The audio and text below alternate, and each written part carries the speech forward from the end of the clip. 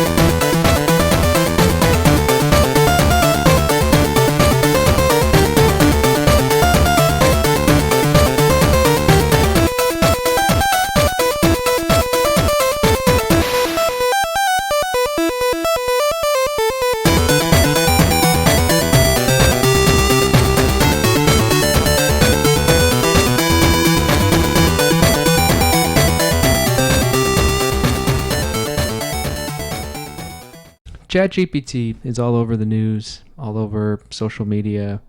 People are talking about it. And aside from all of the general excitement and hype around it, we do also see a lot of people posting about potential problems, potential dangers, fears they may have regarding these tools, ChatGPT and other generative AI tools that are coming out. However, people are missing what I see to be the biggest fear. What I see as the most dangerous thing about these tools. I haven't seen anyone talk about it. So first, let me briefly cover what I have seen people talk about. I've seen people mention that there is a potential for these tools to automate away all of our jobs, and it's going to cause huge problems. I've seen people talk about these tools have biases, whether political or otherwise, whether intentional or unintentional biases baked into these language models. I've seen people talk about the misleading nature where these tools can confidently spit out conspiracy theories and it seems like it's true, or just actually just blatantly false facts.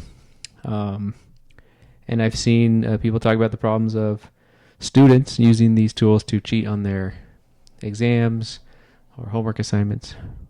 These are all legitimate concerns, but I haven't seen anyone talk about the biggest danger, in my opinion, which is these tools really could cripple our ability to read and write, do research, interpret things, and communicate with each other.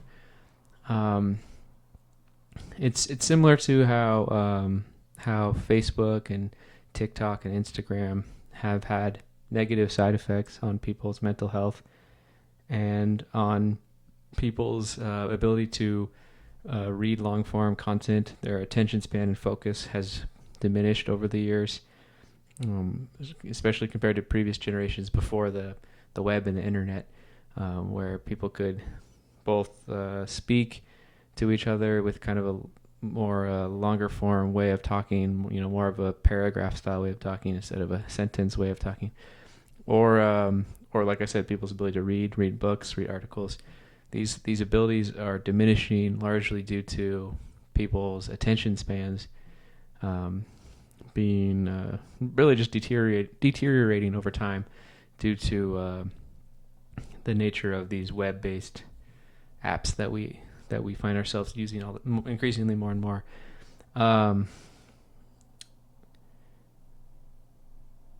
So it's just important to think about how the tools that we use and what we spend our time doing ultimately shapes our mind and changes who we are, and these things have effects on us. Um, just like how I mentioned, the social media websites have affected us, and the internet and video games have affected us. So will tools like ChatGPT, in my opinion. So, I stopped using Facebook years ago. I deleted it.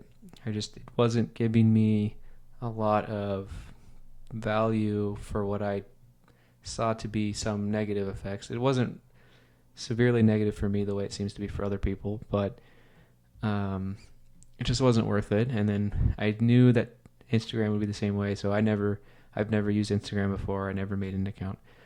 I've never used TikTok for the same reason. And I know people that really do talk about how after using TikTok for a while, they really have a hard time paying attention to anything. And, even watching longer videos or reading is really difficult for them now because they're so used to that constant stream of short content that just is kind of forced on you as you just kind of scroll and scroll and scroll. So you can just imagine, it's not too hard, I feel like, to imagine a future where everyone's using these generative AI tools like ChatGPT for everything that they do. I've seen people already talk about how they already are using ChatGPT to save them time with email communications, where they will use ChatGPT to, they'll kind of paste in an email that they received that they didn't want to read themselves, and they will get ChatGPT to summarize, maybe with bullet points, the key points of the email. And then they were able to save a little bit of time because they didn't have to read the email. And then, of course, they are using these tools to generate email responses so they can reply to that email, and they can use ChatGPT to help them write a reply. I've seen a lot of people talk about how they're using ChatGPT for just cold call style emails where they're just reaching out to people for something, and they use ChatGPT in some way to help them generate these emails. And of course, people are using it for writing blog posts, articles, generating headlines, and titles for YouTube videos, and scripts for YouTube videos. And this is actually already happening, but you can imagine a future where it's even more pervasive. And of course, we know students are using it to plagiarize, and to they don't have to read any books or articles now. They can just have ChatGPT spit out a book report. It's even easier than it used to be. So what I'm really truly worried about is when people no longer read anything. Even the way people are going to treat searching the internet for answers to a question they may have, or if they want to do some research, instead of searching Google, finding some websites, using their bullshit detector to kind of see if a website seems reputable or not, and then finding one that looks good, reading the article themselves, coming to their own conclusions. Instead of going through that process, they're just going to go to ChatGPT directly and ask ChatGPT for the answer. And who knows what where that information actually came from. And even if the information's correct, that's not the thing that I'm scared about, is the information being wrong. I'm scared about just losing the ability to do that reading yourself. That's what's scary to me. In the same way that TikTok may diminish your attention span to a degree that is noticeable in your life, and it kind of, it changes who you are to some extent. I am worried that using ChatGPT all the time is going to change you in some way that is noticeable in your life. And, particularly I'm worried that it will be in a negative way. We also have to consider the feedback loop of the situation. If more and more people are putting content out into the internet that is generated with these tools, and these tools are being trained and fed the data that is on the internet, the input data to create the next versions of these tools will increasingly be what was the output of the last generation of the tools. So these tools kind of spit out output, and then when they're being trained on the data of the internet, they are just given back information that they generated in the first place. Whereas these first versions of the tools are indeed being trained on data that humans created. Humans wrote all of the blog posts that are out there, and all of the articles, and all of the scripts for YouTube videos, and all of the Wikipedia text. Everything that's out there right now was written by people, but soon everything out there is going to be written by, or to some extent, these AI models, and then that's going to be the new training data.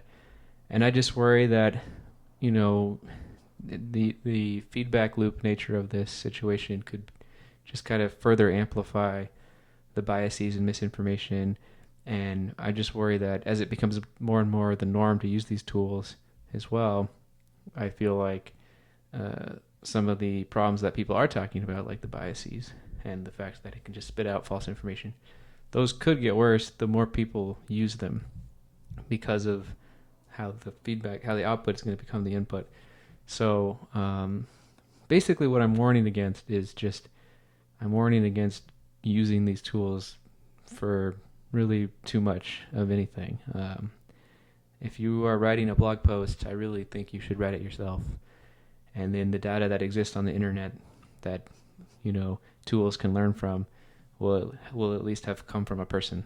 And if you're writing a YouTube video, you're talking to the camera, you should come up with your own words for the same reason. And it's just going to help the data, and it's going to help you retain these skills, and it's going to make communicating with people more human to human. I imagine a world where someone uses AI to generate text, and then someone else uses AI to interpret and summarize that text. In that situation, did two people actually just communicate with each other? Or like what just happened there? It seems more like two people were acting as supervisors while two AIs beneath them were communicating. Basically, AIs are going to be communicating for people, and people are just going to be kind of babysitters in a way for these AIs, and people aren't going to be talking to each other in the traditional way. So I just really, really worry about how these tools are going to shape our minds in the long run. How they're going to change the way we communicate. You really need to ask yourself, when you use anything, like when you ask yourself, should I delete my Facebook? Should I not sign up for Instagram? Should I not sign up for TikTok, as I have done? And I've asked myself these questions, and I think I will ask myself the same things for ChatGPT. How is this going to change the way I communicate? How is this going to change the way I do research? How is it going to change the way I interpret information? How will it change the way I think and the words that I use when I put out my own voice?